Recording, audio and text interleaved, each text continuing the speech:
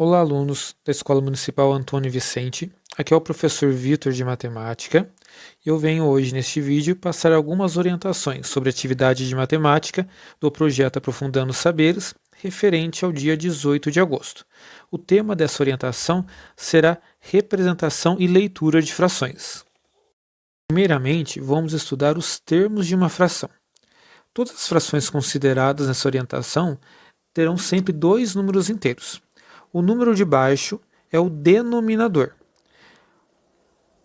Ele indica em quantas partes uma unidade, uma imagem, uma quantia foi dividida. E o número que fica em cima é o numerador, que indica quantas partes tomamos do todo. Vamos acompanhar uma primeira situação. A fração é a representação das partes em relação ao todo. Por exemplo, supondo um piso com 4 azulejos e um deles está quebrado. Então temos aqui na imagem um exemplo de um piso dividido em 4 partes iguais, onde cada uma representa um azulejo. Um deles está quebrado, que é o que está sinalizado de cinza. A fração que representa a relação da parte quebrada com o todo é a 1/4, ou seja, dos 4 pedaços que formam esse piso, um deles está quebrado, formando a fração 1/4. Vamos analisar agora essa imagem. Vamos considerar que essa maçã representará a unidade, que será trabalhada nessa situação. No segundo caso, temos uma maçã inteira que foi dividida em 2 partes iguais. Então, um desses 2 pedaços representa a fração 1/2. Ou seja, esse pedaço representa um dos 2 pedaços em que a maçã foi dividida.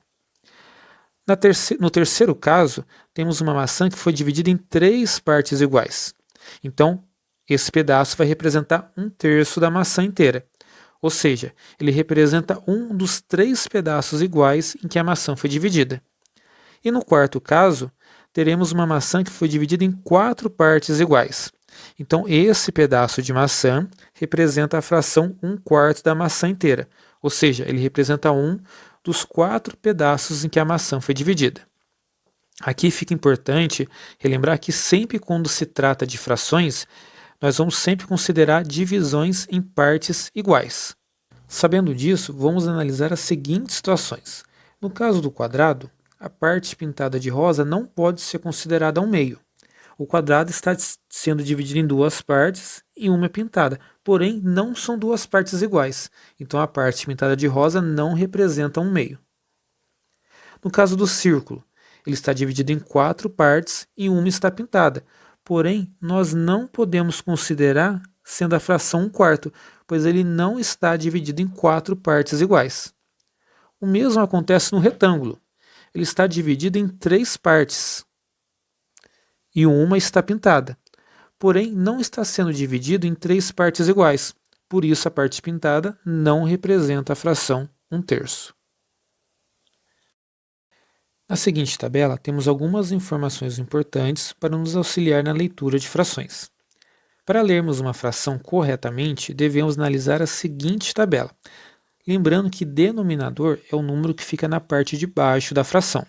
Então, por exemplo, a fração com numerador 2 e denominador 3 será lida como 2/3. A fração com numerador 6 e denominador 9 será lida como 6/9.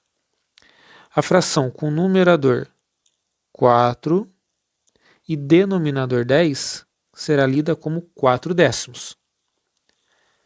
A fração com numerador 5 e denominador 8 será lida como 5/8.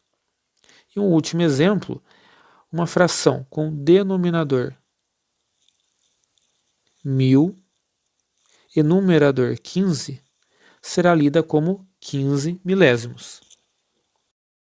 Retomando o conceito de frações visto no início dessa orientação, temos que as frações são utilizadas para representar partes de um todo. E um fato interessante é que uma mesma porção de um todo pode ser representada por várias frações, que são chamadas frações equivalentes. Por exemplo, no primeiro círculo, vemos que ele foi dividido em duas partes iguais e uma foi pintada. Então, essa parte pintada representa um meio desse círculo, ou seja, de duas partes iguais, uma foi pintada. No segundo círculo, ele foi dividido em quatro partes iguais e duas foram pintadas. Então, a parte pintada dele representa 2/4 do círculo inteiro. O terceiro círculo foi dividido em 6 partes iguais, das quais 3 foram pintadas. Então, a fração que representa a parte pintada nesse círculo é 3/6, ou seja, de 6 partes iguais, 3 foram pintadas. Por último, no quarto círculo, podemos perceber que ele foi dividido em 8 partes iguais, das quais 4 foram pintadas. Então, a parte pintada representa 4/8 desse círculo. Porém, o mais importante a se destacar aqui é que essas 4 frações representam a mesma parte do total de cada círculo, representam metade do círculo. Portanto, essas 4 frações podem ser denominadas como frações equivalentes. Com isso, eu me despeço de vocês com a seguinte frase de Robert Collier: sucesso é o acúmulo de pequenos esforços repetidos dia a dia. Desejo a todos vocês que cada esforço feito nessa jornada de estudos seja considerado como um passo a mais rumo aos seus objetivos. Um grande abraço a todos e até mais.